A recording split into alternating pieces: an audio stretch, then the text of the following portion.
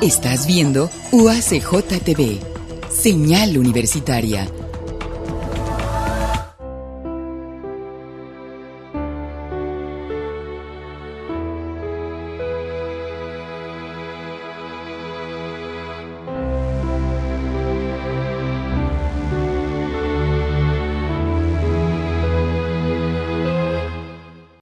Bienvenidos a este espacio de UACJ TV. Qué bueno que están con nosotros. Hoy tenemos un visitante muy especial.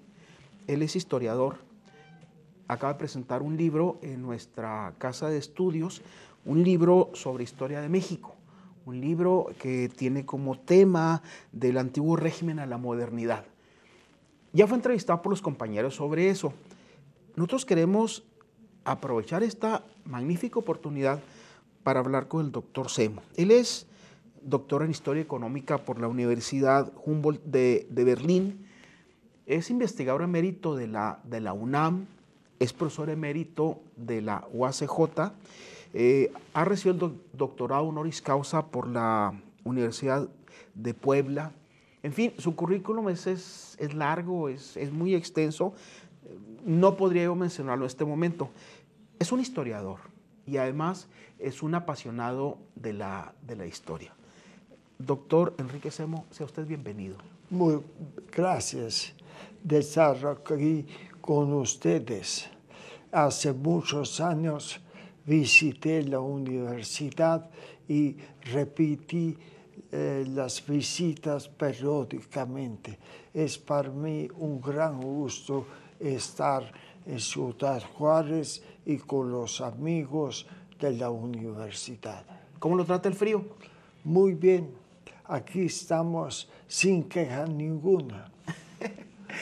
Doctor, usualmente la historia, déjeme comentarle primero que este programa va dirigido al público en general y también a estudiantes no universitarios, en los cuales buscamos despertar el gusto por la historia y por las ciencias sociales.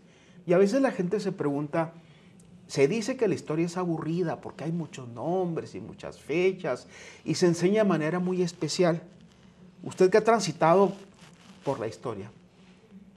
Yo le diré no como historiador, sino como persona, que el individuo sin memoria del pasado no es completo. En buena parte actuamos de acuerdo con una memoria de cómo eran nuestros padres, nuestros abuelos, todo es tomado en cuenta. El individuo y las colectividades tienen que tener su memoria. Esa memoria está en la historia. Para comprender el presente necesitamos tener una idea de cómo fue el pasado. Ahora bien, hay muchas historias, no una, sino muchas. Hay historias que hacen la historia de los héroes. Cuauhtémoc, Hidalgo, Juárez, Morelos, Juárez, etc. Esa historia tiene una limitación, como la mayoría de la gente no somos héroes y no aparecemos en la historia. La gran pregunta es qué hacían las otras gentes. Pero, perdón, es la historia que se nos ha enseñado en las escuelas y, bueno, yo creo que ya no sucede. Se compraba la estampita de Benito Juárez y se copiaba la biografía y hablábamos de Juárez y de Morelos, de Vicente Guerrero y nos aprendíamos sus nombres y dónde nacieron y quiénes fueron sus papás. Así es un aspecto sin duda importante de la historia. Los hombres que guían, los hombres que están en primera fila, o mujeres, pero no entendemos sus actos si no entendemos la condición en la cual actuaban, que era muy diferente a la actual. Si no entendemos entre qué y qué tenía que decidir un hidalgo, por ejemplo, o un Morelos en ciertos momentos. Esas condiciones, dentro de esas condiciones están los hombres y mujeres que no dejaron su impronta personal en la historia, pero sin los cuales no se hubiera podido hacer nada. Pero la pregunta es, Juárez, bueno, fue un gran héroe. ¿Quién le lavaba la ropa? Juárez fue un hombre muy virtuoso en su vida privada. ¿Quién le hacía de comer? No tenía, y sus soldados que dejaron el alma en los campos de batalla no merecen también una relación. ¿Y en qué condiciones actuaban? ¿Quién era la Francia del mediados del siglo XIX? Todo eso es también muy importante para la historia. ¿Los héroes son producto de las circunstancias? Los héroes son producto de las circunstancias y producto del pueblo. Es decir, el pueblo crea sus héroes, los va escogiendo. ¿Por qué siguen a alguien y ya no siguen a otro? ¿Por qué seguían a Santana en ciertos momentos, equivocándose? Solo el pueblo determina quién es héroe. El pueblo entonces es a fin de cuentas quien hace la historia, pero es el que no figura en la historia. Exactamente. Usted ha dicho la mayor verdad sobre la historia de México oficial, la que se enseña a las primarias, en las escuelas, hasta en las preparatorias. El pueblo nunca aparece y en cierto sentido es el pueblo quien determina en ciertos momentos qué pasa y qué no pasa. ¿Podría haber habido otro Juárez en lugar del Juárez? Yo creo que no hay una figura que más se adapta a las circunstancias que vivimos a mediados del siglo XIX que Juárez. Y fue el primer presidente indígena, no solo de México, de toda América Latina. Entonces fue un grito de todos los indígenas de América Latina que a través de Juárez dijeron, aquí estoy y puedo participar en la vida moderna de un pueblo, con todas mis virtudes, algunas de ellas francamente indígenas y algunas de ellas propias al México y América Latina. Y con sus moderna. defectos también. Con sus defectos, sin duda, pero hay defectos que cuentan y defectos que no nos importan. Por ejemplo, hacen ahora gran lucimiento de que Hidalgo tenía 2 mujeres y 2 hijas, cosa que es totalmente cierta, y era al mismo tiempo cura, cosa totalmente cierta. Resulta que en aquella época muchos curas de pueblo, sobre todo, tenían 1 o 2 sobrinos. Sobrinos. Pero toda la gente del pueblo sabían que eran sus hijos y conocían a la mujer también y respetaban esta unión que es más natural que la vida en celibato, toda una vida. Doctor, hay otra cara de esto que son los villanos y le preguntaremos ¿y cuál es el papel de los villanos? Tiene un papel en la historia, pero nos contesta después de un corte que hagamos.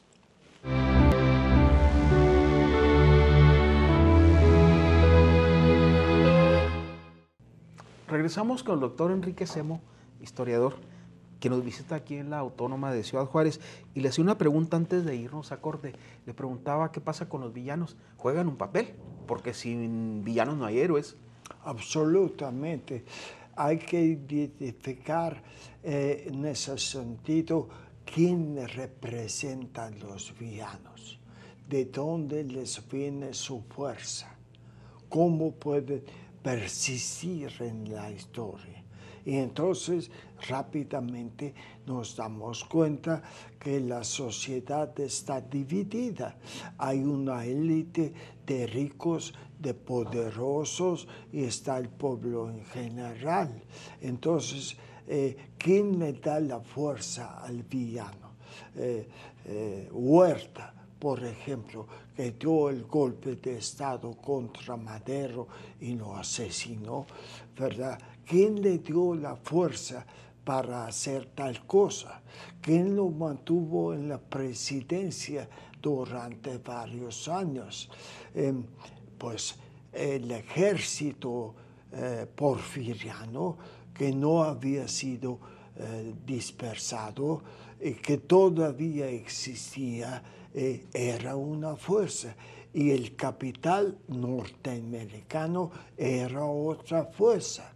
Los dos apoyaron, y sobre todo a la clase de hacendado y de grandes prestamistas mexicanos. Todo eso le dio la fuerza a para que diera el golpe de Estado. ¿No hay villanos solos entonces? Nunca hay villanos. Bueno, que verdaderamente destaquen, sí. Hay muchos villanos abajo también. México siempre ha sido un país bastante violento, sobre todo en el siglo XIX.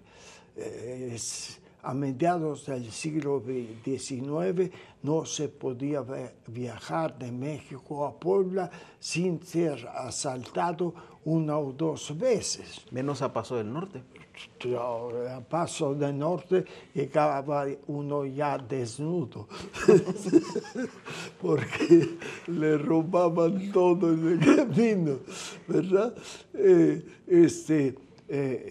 Todo eso es resultado de una situación social y económica mala, y de la existencia de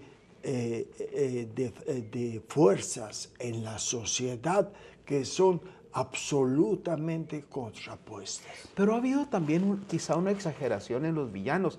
Los tlaxcaltecas dicen que no son tan villanos. Hay quien dice que Porfirio Díaz no era el villano que nos han pintado y que Cortés tampoco lo era. Mire, usted toca un punto muy importante. Eso de villanos y héroes en la historia es todo relativo. Y la mayoría de los que llamamos villanos no tienen absolutamente conciencia de estar jugando el mal papel que su villanía que les adjudicamos hoy. Entonces, el caso de los tlaxcaltecas. Los tlaxcaltecas, cuando vino Cortés, lo midieron perfectamente. Hubo días de batalla tan cruenta con los tlaxcaltecas que los hombres de Cortés se estaban rebelando y pidiéndole que regresaran a Veracruz, que ya no siguieran adelante, porque fueron batallas en que los tlaxcaltecas los pusieron realmente en dificultades. Después que se dieron cuenta que no podían vencer a Cortés, negociaron. Igual que los aztecas, Moctezuma se había declarado ya antes de morir súbdito de Carlos V. Entonces, no son tan villanos. Además, los aztecas eran para los tlaxcaltecas más peligrosos y más crueles que los españoles. Y hay que entender el deseo de los tlaxcaltecas. Si no pueden quedar totalmente libres, que negocien su subordinación. Y en ese sentido, yo creo que los tlaxcaltecas tienen una historia que tomar en cuenta que está al mismo nivel que los aztecas.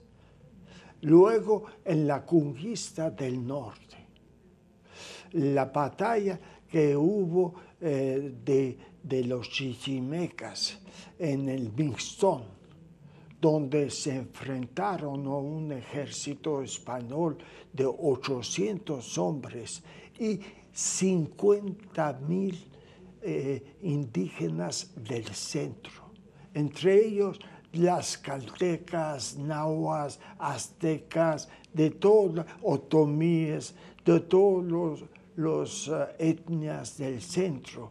En esa batalla, ¿verdad?, los llamados así chichimecas demostraron que otros pueblos también resistieron la conquista y que los indígenas del centro, como sociedades más desarrolladas, se fueron del lado de los españoles.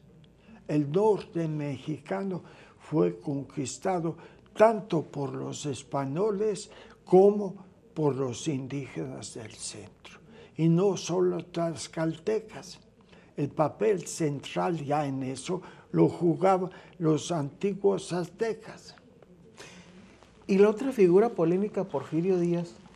Porfirio, mi querido Porfirio. No diga mi querido Porfirio porque puede ser políticamente incorrecto.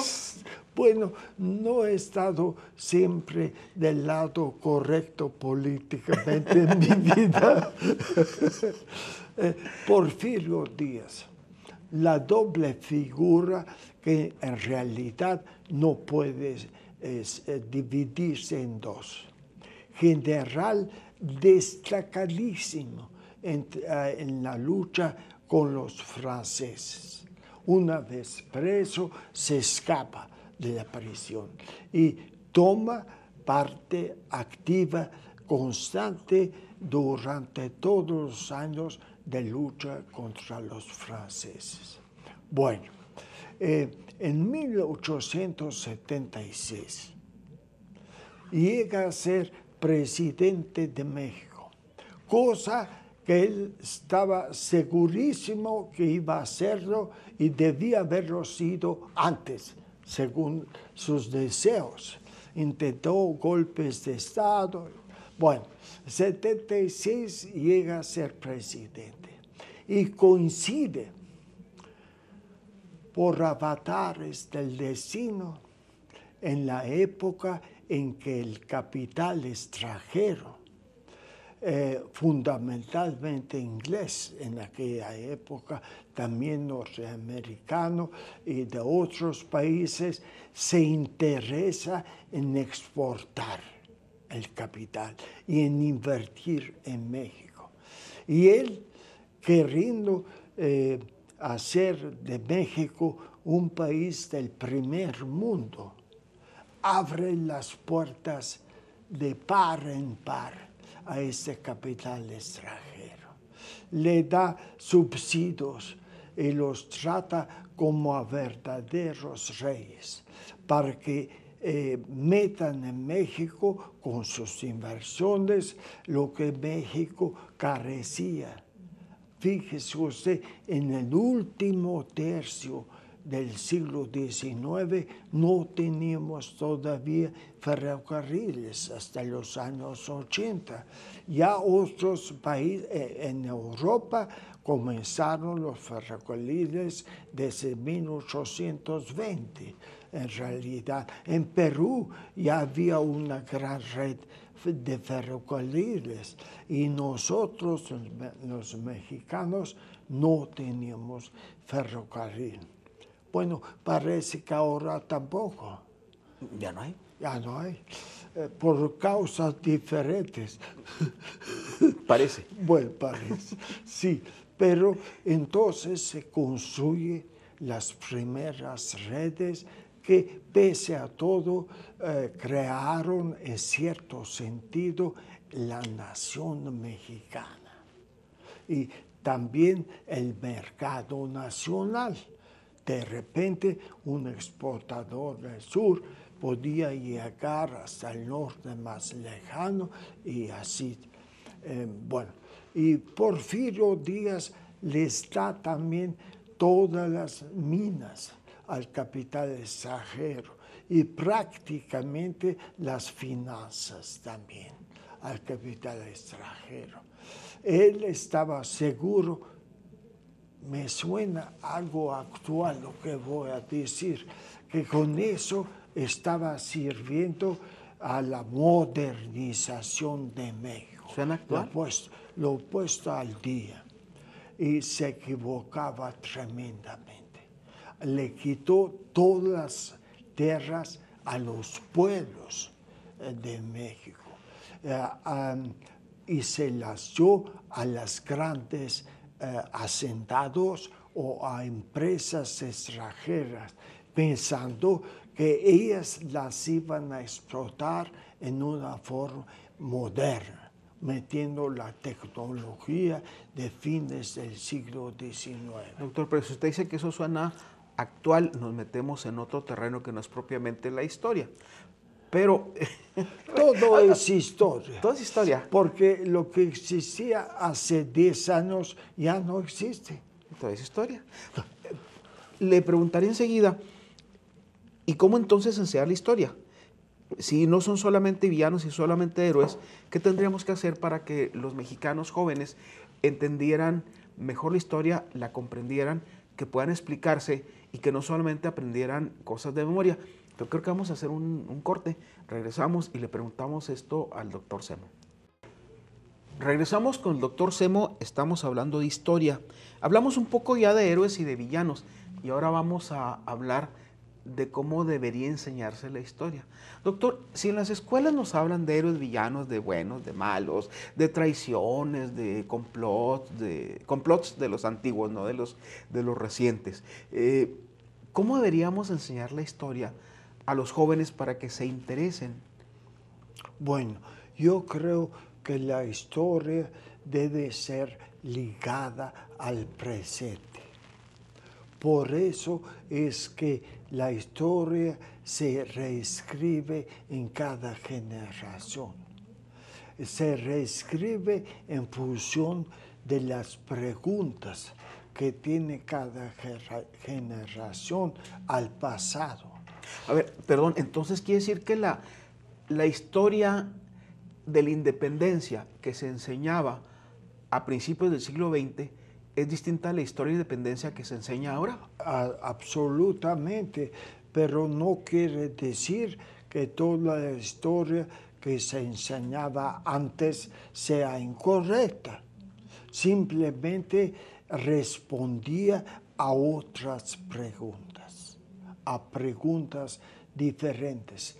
La historia es un campo separado de minas. Siempre responde solo a las preguntas que usted le hace y nada más. Entonces, lo importante es la pregunta.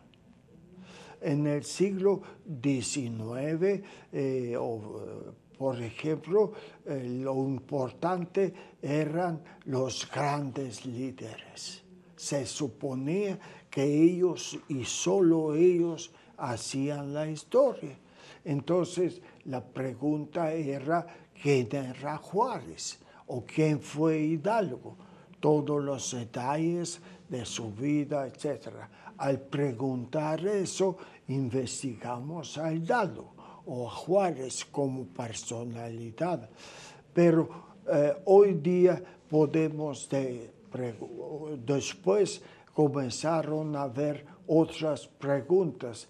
¿Por qué ganaron los liberales y no ganaron los conservadores? ¿Qué papel jugaron? ¿Por qué la expropiación petrolera a la luz del presente? Es importante preguntar eso. Absolutamente, absolutamente. La expropiación petrolera de 1938 fue una de las primeras nacionalizaciones en el mundo. El petróleo era como es un pozo no de petróleo, sino de oro, porque el costo para extraer un barril es muchísimo menor que el precio de venta, sobre todo después de la explosión de todos los motores basados en la gasolina, ¿verdad? Entonces, los dueños del petróleo de todo el mundo eran las grandes compañías privadas, norteamericanas, inglesas, holandesas, etc. Todas esas ganancias se iban a los países de origen. ¿Usted cree que es importante en este momento, hoy en México, en este momento, irnos al 38 y hacernos preguntas sobre eso? ¿Qué nos puede decir? Absolutamente, pero sin transportar el 38 al 2008 y sin transportar el 2008 al 38. Es decir, hay que estudiar todas las condiciones específicas de aquella época y de nuestra época también. Desgraciadamente, yo creo desgraciadamente, hoy día el criterio es que cuanto más capital extranjero llegue a México, más pronto vamos a dar el salto hacia el primer mundo. ¿Así lo pensó Porfirio? Así lo pensó Porfirio, absolutamente. Y en eso él fue hijo de su tiempo, ¿verdad? Y no conocía los efectos a largo plazo del capital extranjero en la vida de un país. Pero la historia sí nos puede enseñar algunas cosas sobre eso. Así es. Y basta, usted sabe, el cercano Oriente, todas sus desgracias de luchas internas, de guerra permanente, de represiones, como en Egipto, por ejemplo, todo eso tiene raíz en una gran fortuna y una desgracia, que gran parte del petróleo del mundo está en el cercano Oriente. Y la lucha por ese petróleo que llevan las grandes compañías y los países poderosos impone muchas de las guerras y las desgracias del cercano Oriente. Entonces a Lázaro Cárdenas habría que quitarle el papel de héroe y entenderlo en su momento. Absolutamente. La nacionalización del petróleo no hubiera sido posible, digamos, en 1928, 10 años antes, porque había dos factores. La gran crisis de 1929 había puesto al pueblo mexicano cerca de una nueva revolución. desempleo, estancamiento de la economía, pobreza en el campo. Era una situación muy difícil, primero. Y segundo lugar, Estados Unidos con la Primera Guerra Mundial que estaba con la Segunda Guerra Mundial que estaba por estallar, y en efecto estalló un año después de la nacionalización. Estaba empeñado en ganarse los gobiernos de América Latina y no hubiera hecho una intervención militar precisamente por eso, porque no le hubiera ayudado a tener el apoyo que estuvo en la Segunda Guerra de los pueblos latinoamericanos. Entonces, la posibilidad de una intervención era mucho menor que en 1928. Eso es que un poco el azar juega un papel importante en la historia. Juega un papel importante, pero eso no fue azar, fue un cálculo.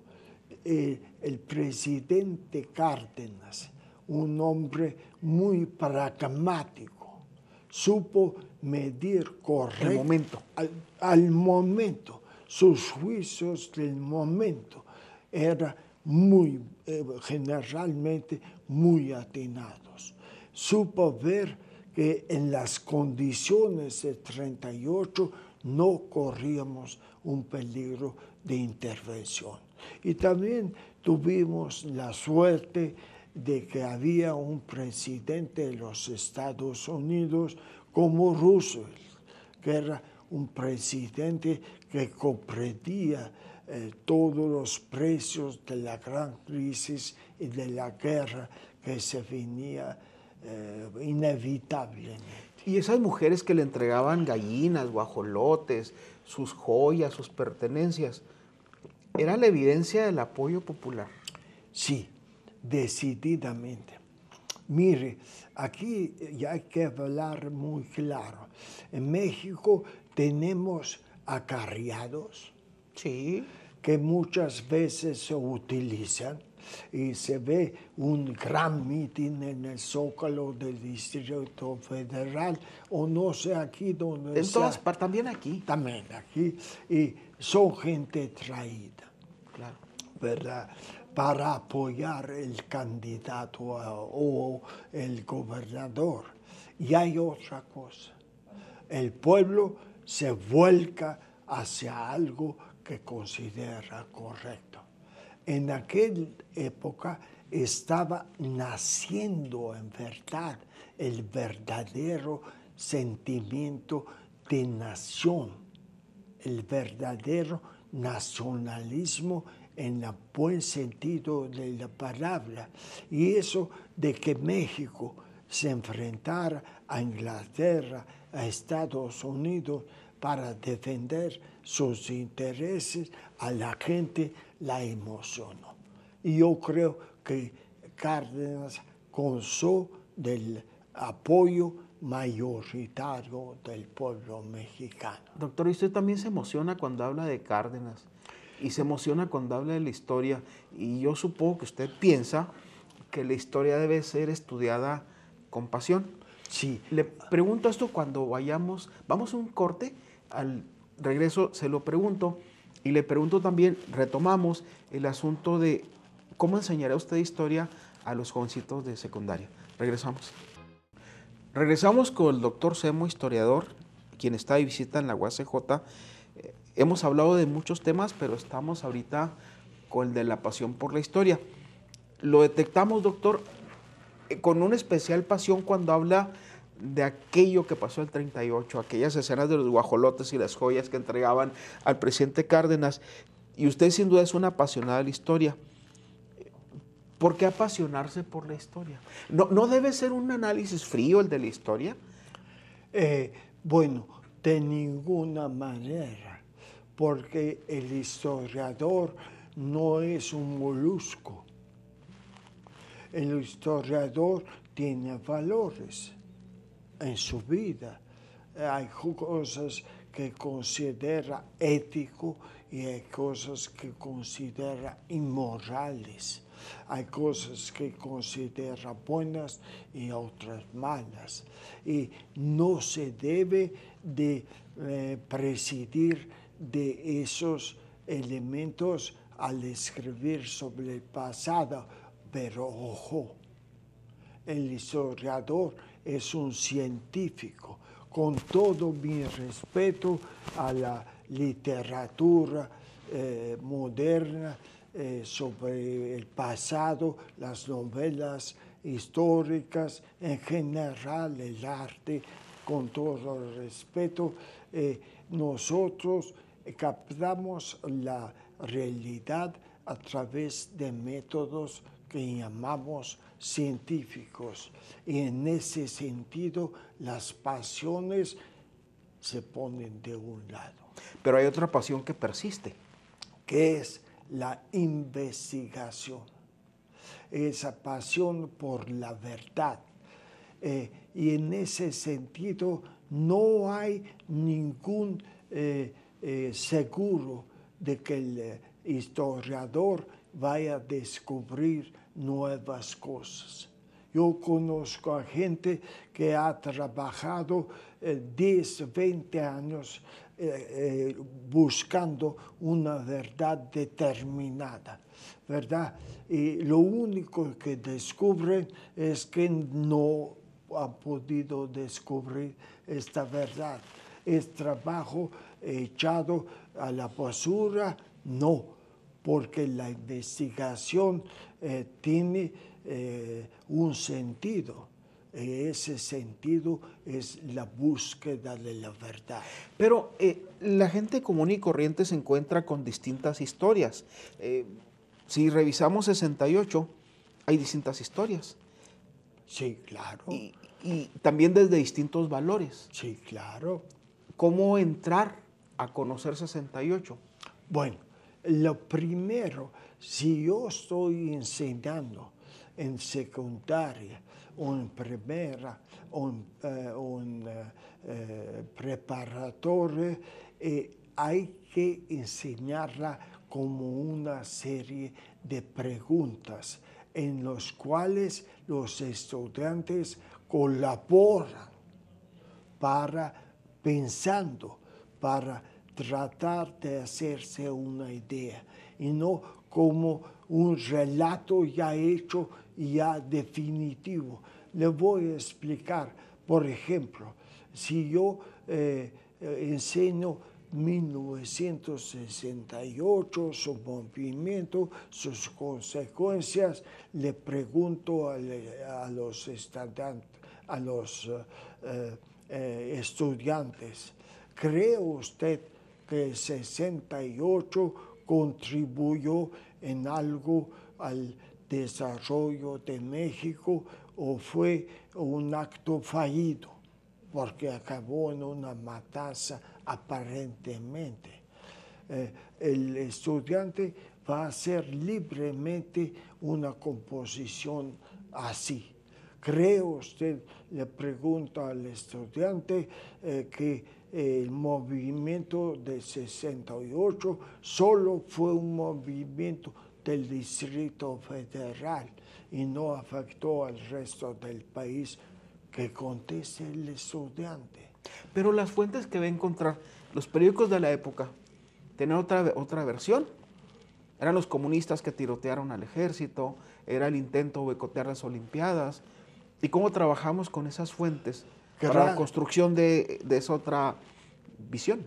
Gracias a Dios tenemos otras fuentes, no solo las del periodismo, las fuentes de los documentos oficiales que han sido hechos ya públicos por una ley de archivos.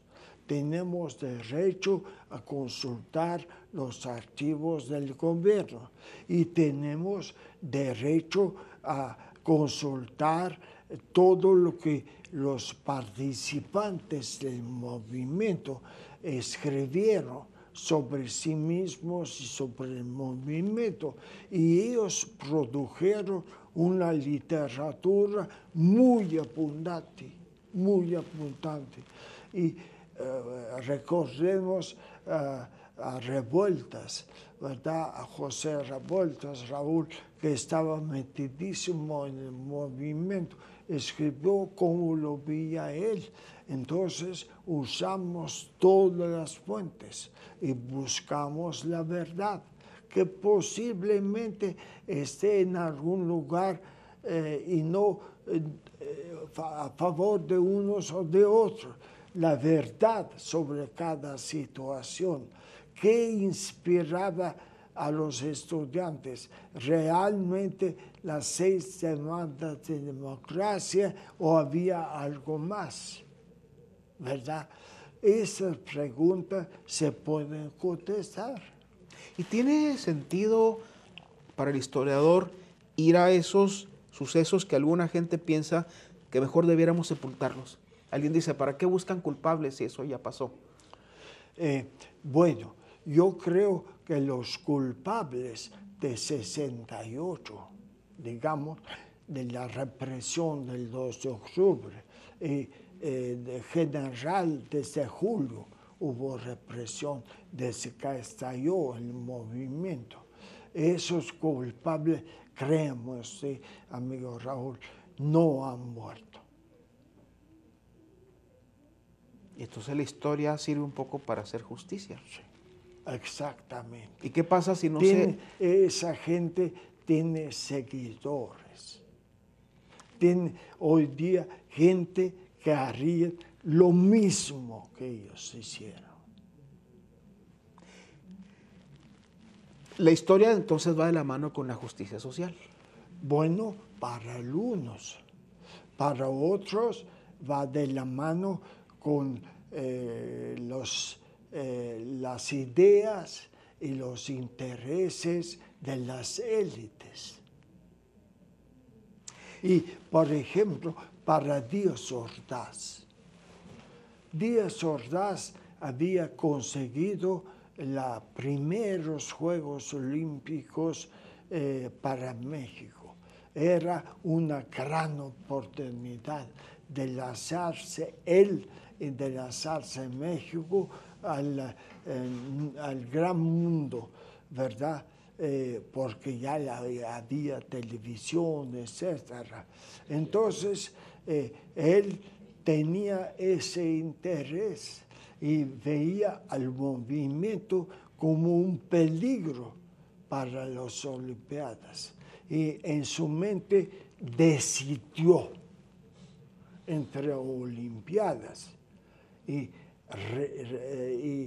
represión de los estudiantes, represión feroz de los estudiantes. Y créame usted, hoy día tenemos gentes que harían la misma decisión. Tenemos que ir a hacer un corte. Regresamos con el doctor Enrique Semo y seguiremos con temas de la historia. Y también ya creo que es el último segmento y le preguntaría si usted estuviera en un aula como docente de primaria, ¿por dónde empezaría? Yo sé que no ha estado como docente de primaria, pero imaginémonos eso, porque eso puede ser interesante. Regresamos.